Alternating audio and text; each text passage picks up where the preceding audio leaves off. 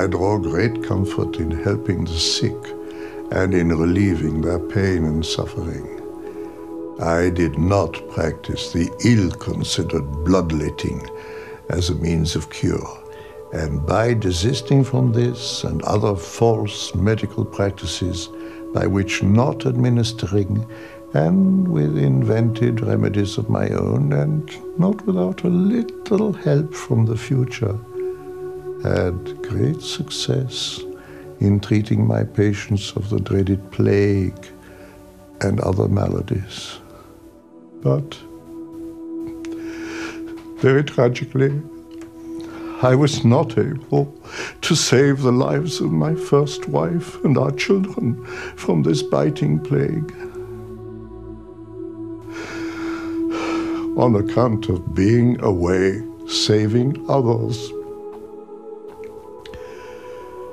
I was deeply distressed by my loss, and to this day wonder why, given this gift, I was not forewarned beforehand.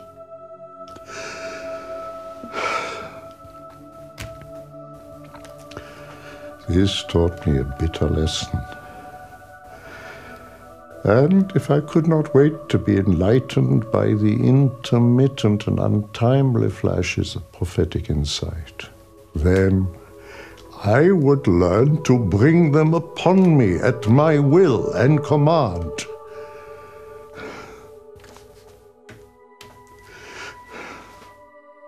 Having lost all that was most dear to me, and in a very deep depression, I then traveled, nay, wandered around France and Italy, starting first in a melancholic haze,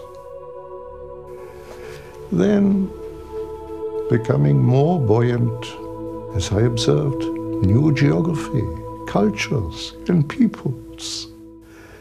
My mind, by natural condition, is active and always absorbing and processing new images, innovations, and ideas. It was during this time that I took account of my strange abilities of prophetic gift, which later I came to understand and manipulate under the right conditions. One experience in Italy, when walking on my way, a group of Franciscan monks came to pass me by. The way was narrow, and I naturally stepped aside, and as I did so, I was hit by a vision within a blinding flash. I threw myself on my knees, outstretched my hands, and clutched the hem of the garments of the lowly monk raised high, my head bowed in reverence. This soon-to-be Most High of monks, being before but a simple swine-herder of low birth, was so taken aback by my over-respectful display and begged me up, asking, "Why do you prostrate yourself to me this way?" I replied, "I must yield myself and bow to His Holiness." 19 years later, this simple man, Felice Peretti, became Pope Sixtus V. This event has been recorded well, and many of you will already know this. I had many other visions of prophecy, and will now make very deliberate mention of the very important ones to you and your time. All this in my effort that I can lay a foundation of proof before you for which the prophecies yet to happen can be placed on secure foundation and therefore taken very seriously.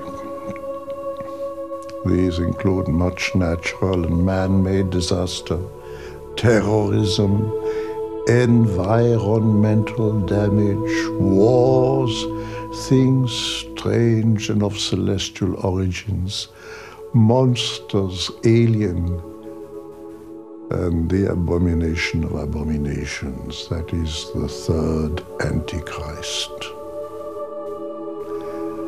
The following quatrains concern occurrences now known to the incredible numbers of people and peoples existing upon the earth today.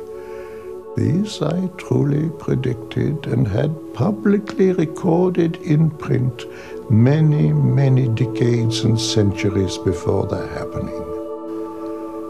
Now take heed and care of thought. It is your future and affects you greatly.